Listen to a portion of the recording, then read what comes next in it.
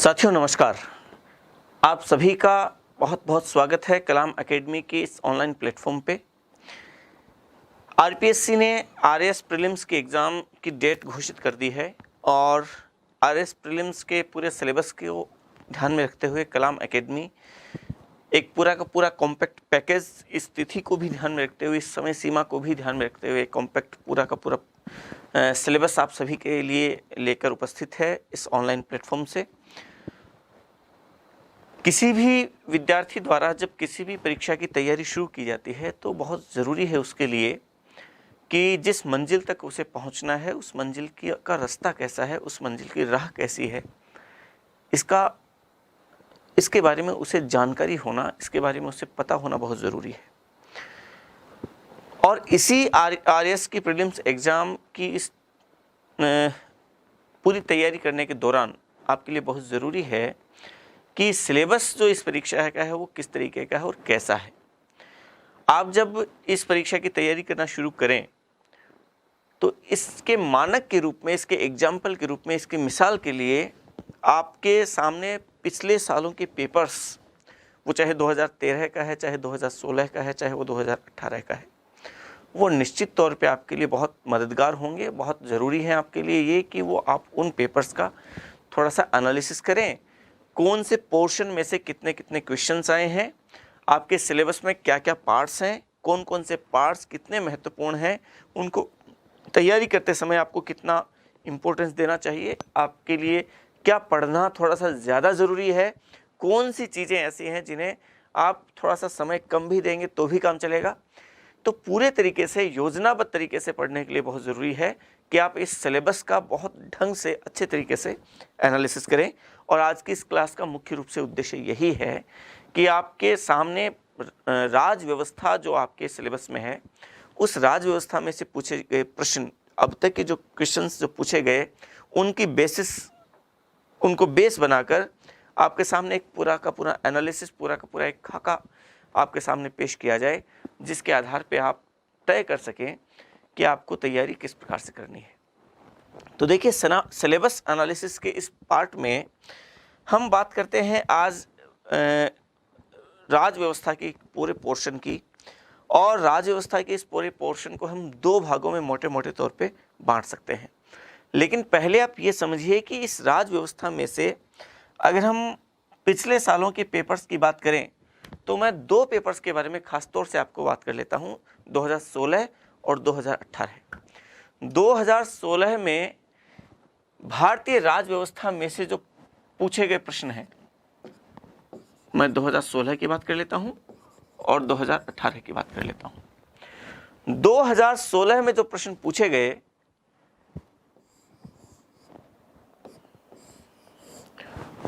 वो इस पूरे पोर्शन में से 22 प्रश्न पूछे गए।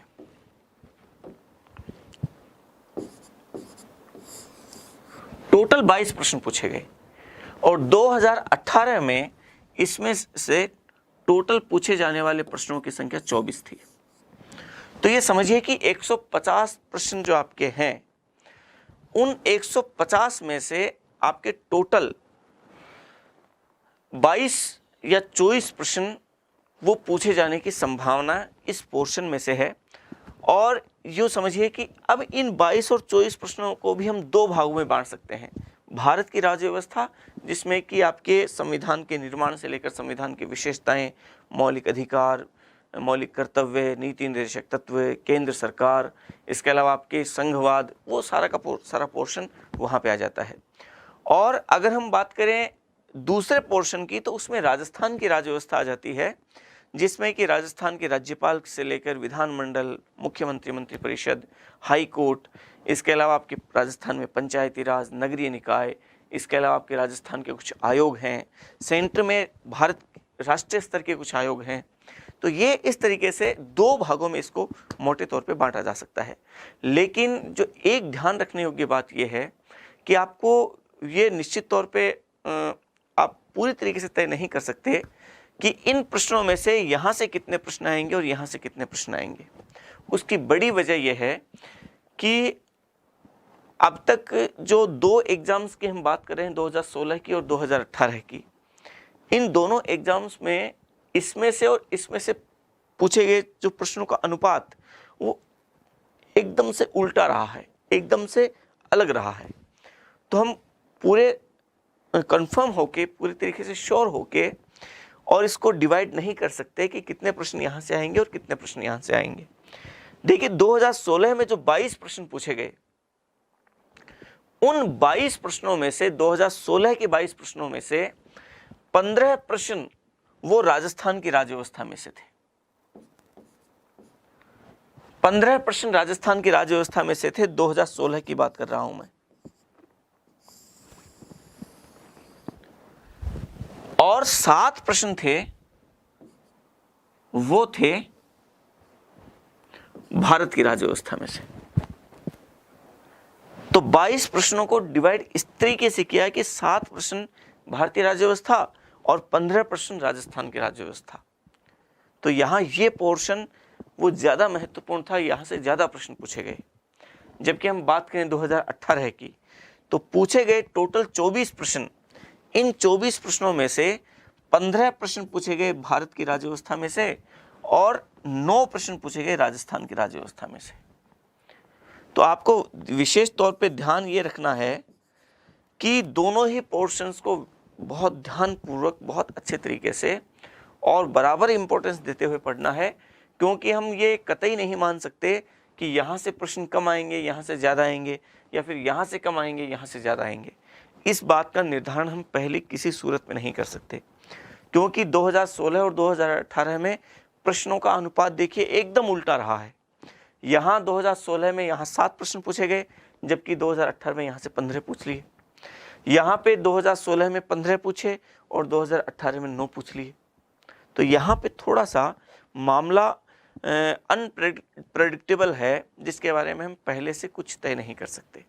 तो ये तो आपको पहले विशेष तौर पे ध्यान रखना है, ठीक है। सिलेबस में क्या क्या चीज़ें हैं, अगर हम उसकी बात करें तो हम इसको 2 भागों में मोटे तौर पे बांट के पढ़ेंगे, भारत की राज्य व्यवस्था और राजस्थान की राज्य व्यवस्था। तो हम पहले भारत की राज्य व्यवस्था का जिक्र करते हैं। भारतीय राज्य व्यवस्था में भारतीय संविधान, राजनीतिक व्यवस्था और शासन प्रणाली, इस नाम से पूरा का पूरा हेडिंग है। और उसके सब टॉपिक के रूप में भारतीय संविधान दार्शनिक तत्व, देखिए एक सब टॉपिक दिया गया है और उसके अंदर टॉपिक्स दिए गए हैं। और उन टॉपिक्स में क्या क्या है, आपके सबसे पहले है संविधान सभा। सबसे पहला बिंदु है संविधान सभा। संविधान सभा के दायरे में न केवल संविधान सभा आएगी, बल्कि संविधान सभा ने संविधान का निर्माण कैसे किया, मतलब संविधान निर्माण की पूरी प्रोसेस, पूरी की पूरी प्रक्रियाएं, समस्त घटनाक्रम, वो सारा हम पढ़ेंगे कि संविधान किस प्रकार से बना। तो संविधान निर्माण वो इस पोर्शन में कंप्लीटली आ जाएगा कि संविधान निर्माण किस प्रकार से हुआ, ठीक है।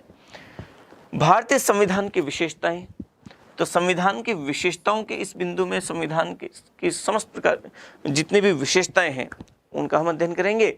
लेकिन साथ ही साथ संविधान की विशेषताओं के साथ हमें यह भी पढ़ना पड़ेगा कि संविधान में मोटे मोटे तौर पे उसका परिचय किस प्रकार से कैसे क्या है, संविधान में क्या क्या किन किन चीज़ों का किस प्रकार से जिक्र कैसे क्या किया गया।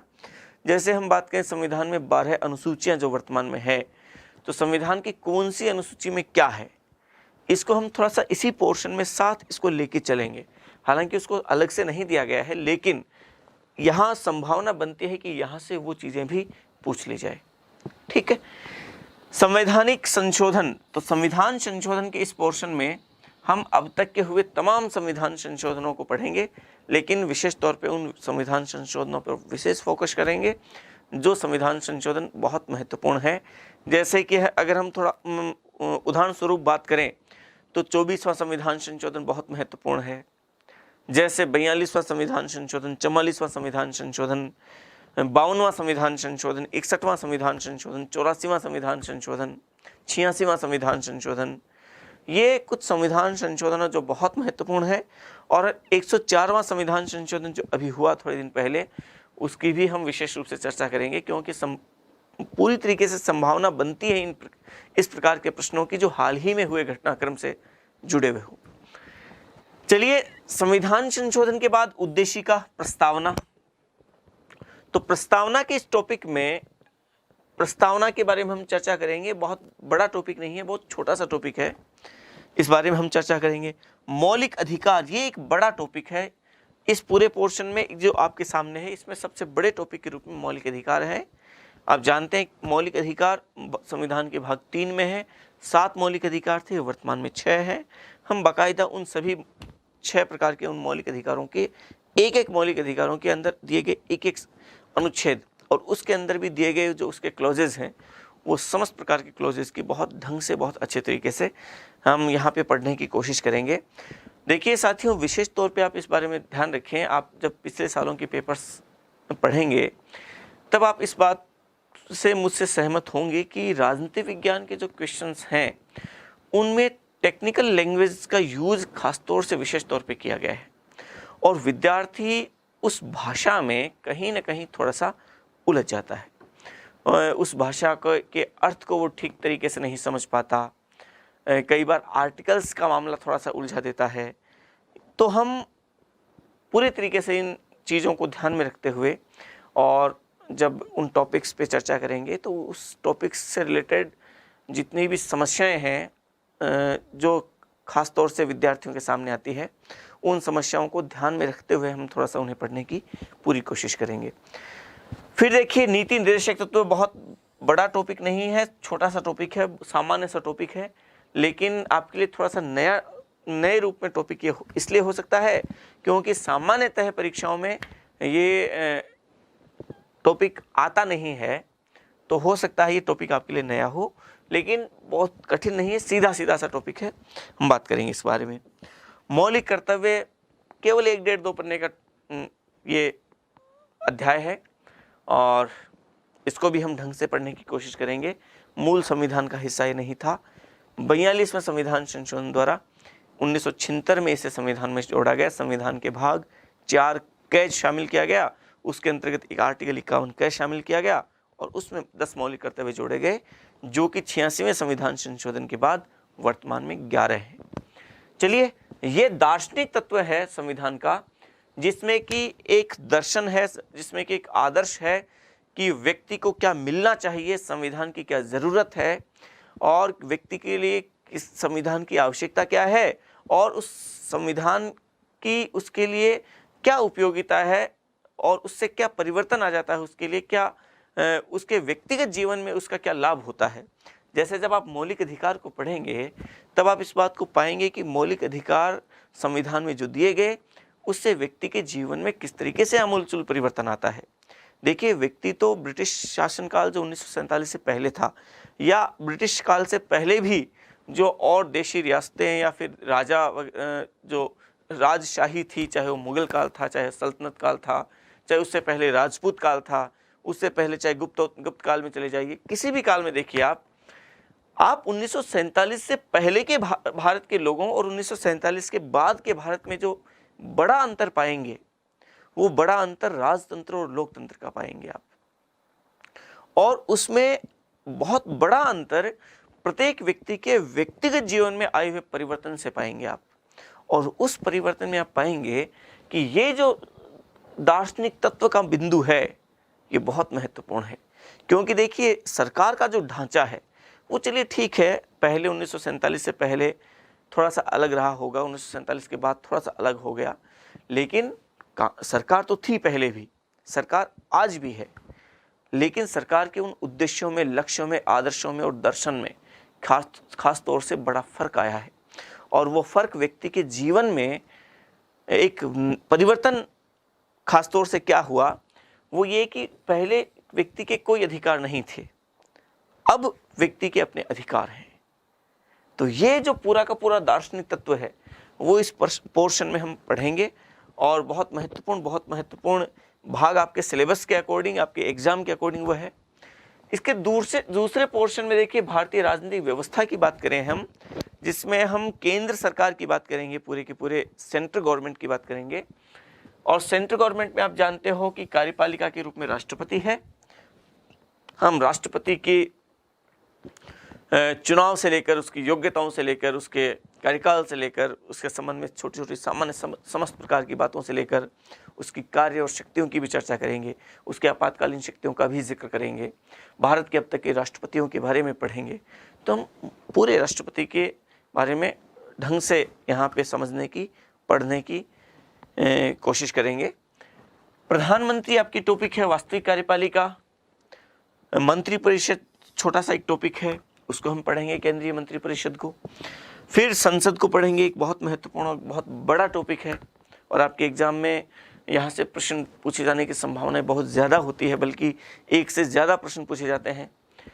हाई कोर्ट, सुप्रीम कोर्ट, यहाँ पे उच्चतम न्यायालय, उसका ये टॉपिक आपके सिलेबस में है, तो उसे हम यहाँ पे पढ़ेंगे।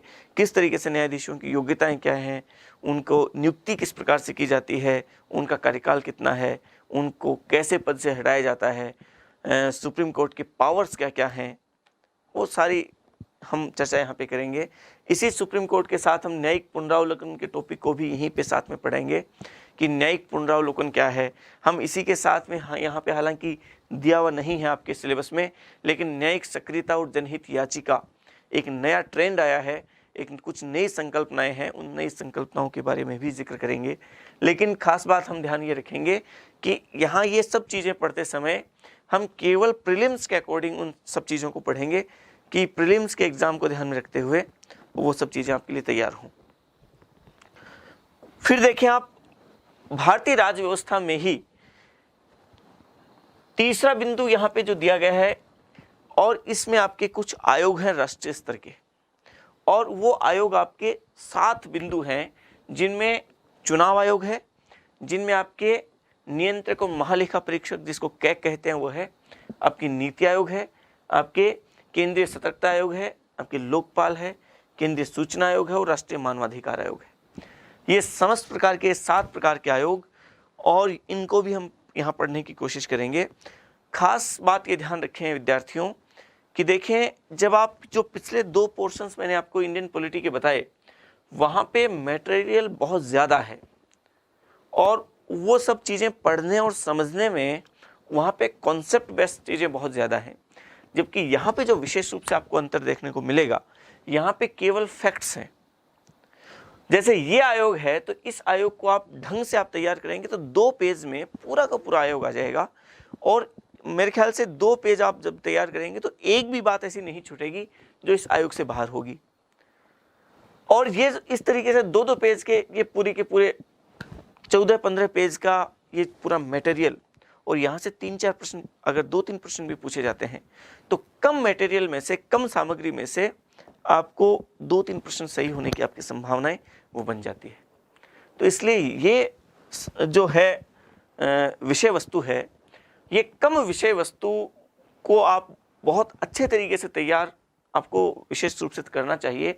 एग्जाम के पॉइंट ऑफ व्यू से अगर हम बात करें तो आपके लिए बहुत महत्वपूर्ण है ये। भारतीय राज्य व्यवस्था के इस चौथे बिंदु में आपके आता है संघवाद। भारत में लोकतांत्रिक राजनीति, आपकी गठबंधन की सरकारें जो 1989 के बाद खासतौर से भारतीय राजनीति में प्रभावी हुई।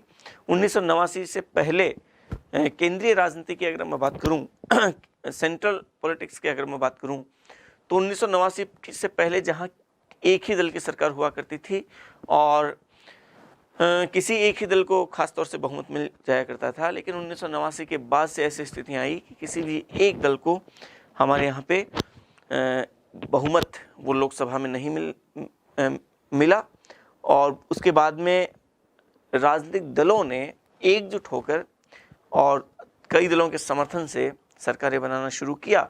और अब तो हमारे यहाँ ये होने लगा कि हम, पहले तो क्या होता था कि गठबंधन होता था चुनाव के बाद में, चुनाव नतीजे आए उसके बाद में, लेकिन फिर हमारे यहाँ गठबंधन की राजनीति इतनी हावी हुई, इतनी प्रभावी हुई और इतनी आवश्यक हो गई कि चुनाव लड़ने से पहले ही, चुनाव से पहले ही राजनीतिक दल एकजुट होकर चुनाव लड़ते हैं गठबंधन के।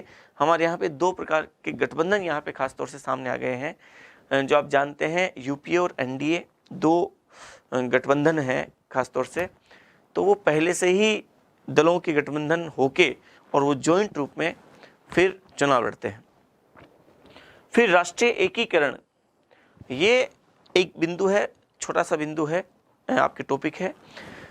राष्ट्रीय एकीकरण की समस्या क्या है, इसके खतरे कौन कौन, किन किन चीज़ों से खतरा है इसको, भाषावाद है, क्षेत्रवाद है, सांप्रदायिकता है, आपके जातिवाद है। तो कई प्रकार की ये दिक्कतें भारत में है। नक्सलवाद आप कह सकते हैं।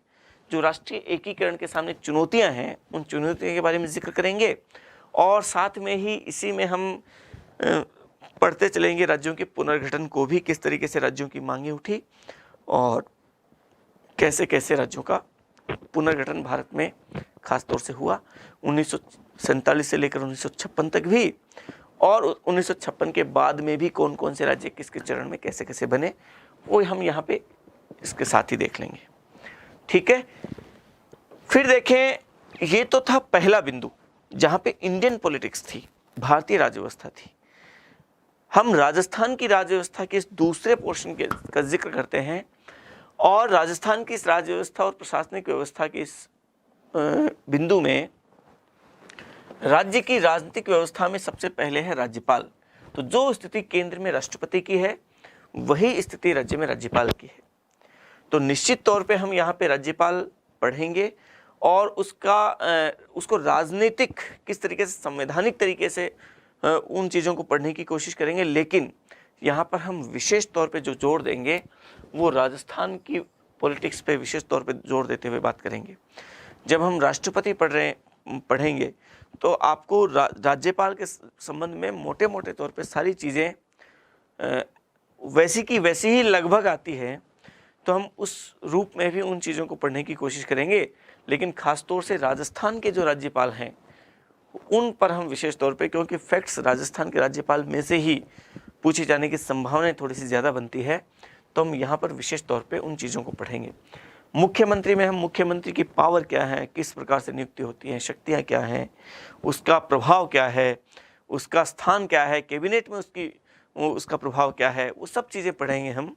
उसके कर्तव्य क्या हैं, सब चीज़ें पढ़ लेंगे। लेकिन राजस्थान के मुख्यमंत्री के संबंध में भी हम विशेष फैक्ट्स, उन पर विशेष तौर पर जोर देंगे। मंत्रिपरिषद में भी ऐसा ही है। विधानसभा, यहाँ भी हम विधानसभा को पढ़ेंगे और विधानसभा में हम विशेष तौर पे राजस्थान की विधानसभा को लेकर 1952 के चुनाव से लेकर अब तक के चुनाव में किस प्रकार से विधानसभा की सदस्य संख्या किस तरीके से परिवर्तित होती रही और उसके बारे में विशेष फैक्ट्स क्या थे, उनको लेकर हम चर्चा करेंगे। हाई कोर्ट में भी हम राजस्थान हाई कोर्ट पर विशेष तौर पे ध्यान देंगे। हालांकि हम हाई कोर्ट में न्यायाधीशों की योग्यताएं या न्यायाधीशों की नियुक्तियां, उनके कार्यकाल के सब के बारे में हम पढ़ेंगे। लेकिन राजस्थान के हाई कोर्ट के फैक्ट्स हैं, उन पर हम विशेष तौर पे बात करेंगे। राजस्थान की प्रशासनिक व्यवस्था में हम जिला प्रशासन की बात करेंगे। इसमें हम स्थानीय स्वशासन की बात करेंगे। स्थानीय स्वशासन आप जानते हैं दो प्रकार का होता है, एक पंचायती राज और दूसरा नगरीय निकाय। तो राजस्थान की पंचायती राज को यहाँ पे फिर से यहाँ दिया गया है। तो हम राजस्थान के संबंध में पंचायती राज, राजस्थान में पंचायती राज की क्या स्थिति, कब अपनाया, किस तरीके से यहाँ पे विकास हुआ और क्या क्या यहाँ पे अवधारणाएं हैं पंचायती राज के संबंध में, नगरीय निकाय के बारे में राजस्थान में किस तरीके से क्या सिनेरियो है, हम पूरी चर्चा उसमें विशेष तौर पे करेंगे। देखिए, संस्थाओं की बात करें तो इंडियन पॉलिटी में जहाँ पर राष्ट्रीय स्तर के आयोगों का जिक्र था, राजस्थान के में राज्य स्तर के आयोगों के बारे में भी चर्चा की गई है। जहाँ वहाँ 7 आयोग थे, यहाँ पे केवल 5 आयोग हैं। एक है आरपीएससी, दूसरा राज्य मानवाधिकार आयोग, तीसरा लोक आयोग, चौथा राज्य निर्वाचन आयोग और 5वां राज्य चुनाव आयोग। तो हम राज्य सूचना आयोग, तो ये 5 आयोग, उनके बारे में चर्चा करेंगे। देखिए, जब हम पढ़ेंगे तब आप पाएंगे कि एक एक 2-2 पेज के आयोग हैं केवल, और यहाँ से प्रश्न निश्चित तौर पर पूछे जाते हैं। आप पिछले सालों के पेपर्स को एक बार देखना, उन प्रश्नों को ढंग से आप पढ़ेंगे, उनका जब एनालिसिस करेंगे तब आप पाएंगे कि इतनी कम सामग्री में से, इतनी कम विषय वस्तु में से अगर 1-2 प्रश्न भी आते हैं तो मान लीजिए 5 आयोग है, 10 पेज मान लीजिए, और इन 10 पेजेस को पढ़ के आपके 2 प्रश्न सही होते हैं, 1 प्रश्न सही होता है, तो बहुत मतलब ऐसा मामला है जहाँ पे उस प्रश्न के सही होने की संभावना लगभग वो श्योर होता है कि वो प्रश्न निश्चित तौर पे ठीक होगा। तो कम मैटर में से अगर प्रश्न आने की संभावना होती है तो उसे तो हमें विशेष तौर पे तैयार करना ही चाहिए। इसके अलावा आपके अंत में एक और है लोक नीति और अधिकार। आपकी लोक नीति दी हुई है, विधिक अधिकार दिए गए हैं और नागरिक अधिकार पत्र दिया गया है। ये टॉपिक, हालांकि इनमें से 1-2 प्रश्न मुझे लगता है कि एक प्रश्न पूछे जाने की संभावना यहाँ से बनती है, लेकिन इसका विस्तार थोड़ा सा ज़्यादा है। इसलिए अगर आप इसको स्किप भी करना चाहें तो इसमें कोई ज़्यादा बुराई नहीं है, आप इसे स्किप कर सकते हैं, क्योंकि विस्तार बहुत ज़्यादा है। लोक नीति खूब विस्तारित बिंदु है। आपके विधिक अधिकार देखेंगे आप, जब विधिक अधिकारों में उपभोक्ताओं के अधिकार, सूचना का अधिकार आपके, इसके अलावा बहुत सारे अधिकार आपके इसके अंतर्गत आ जाएंगे, और अधिकार, नागरिक अधिकार पत्र, तो ये थोड़ा सा विस्तृत है और थोड़ा सा आपके लिए नया भी है, और इसमें से प्रश्न सामान्यतः एक प्रश्न पूछा जाता है, तो आप इसकी तैयारी उस नज़रिए से कर सकते हैं। तो हम क्लास शुरू करेंगे और सबसे पहले इंडियन पॉलिटी को पढ़ेंगे, और इंडियन पॉलिटी को भी पढ़ते समय मैं थोड़ा सा आपको बता देता हूँ कि क्रम हमारा ठीक वैसे का वैसा हो, ये ज़रूरी तो नहीं है, लेकिन हम थोड़ी कोशिश करेंगे कि इसी क्रम में पढ़ें, लेकिन फिर भी मैं क्रम वो रखने की कोशिश करूँगा जहाँ से आप थोड़ा बेहतर तरीके से सीख पाएँ, समझ पाएँ और आपको ख़ासतौर से याद रहे। देखिए, सबसे पहले हम संविधान सभा पढ़ेंगे, फिर संविधान की विशेषताएं पढ़ेंगे। संविधान संशोधन के टॉपिक को हम लास्ट में रखेंगे यहाँ पे, क्योंकि संविधान संशोधन में पहले ही आपको पढ़ाने लग गया तो आपको वो चीज़ें याद नहीं रहेंगी। जब आप मौलिक अधिकारों में बहुत सारे संविधान संशोधन पढ़ेंगे, जब आप उद्देशिका में भी संविधान संशोधन पढ़ेंगे, नीति निर्देशक तत्व में बहुत सारे संविधान संशोधन पढ़ेंगे, मौलिक कर्तव्य में संविधान संशोधन पढ़ेंगे, तब आप संविधान संशोधन के बारे में मोटे मोटे तौर पे पहले आप थोड़ा सा आपके सुना हुआ होगा बार बार, और जब उसके बाद मैं ये चीज़ आपको पढ़ाऊँगा तब आपको वो थोड़े याद होने की स्थिति में आप थोड़ा सा आ पाएंगे। बल्कि मुझे तो व्यक्तिगत तौर पे लगता है कि संविधान संशोधन आपके केंद्र सरकार के बाद पढ़ाया जाना चाहिए, लेकिन आपके टेस्ट के उस मॉड्यूल को ध्यान में रखते हुए इस तरीके से हम पढ़ने की कोशिश करेंगे। तो अगली क्लास में हम मिलते हैं। आप पूरे तरीके से पूरे आत्मविश्वास और पूरे मनोयोग के साथ अपने आप से इस बारे में इस मनस्थिति में आ जाइए, और की तैयारी बहुत अच्छी तरीके से, एक बहुत मेहनत के साथ, समर्पण भाव के साथ करनी है। अगली क्लास में हम मिलते हैं। जय हिंद।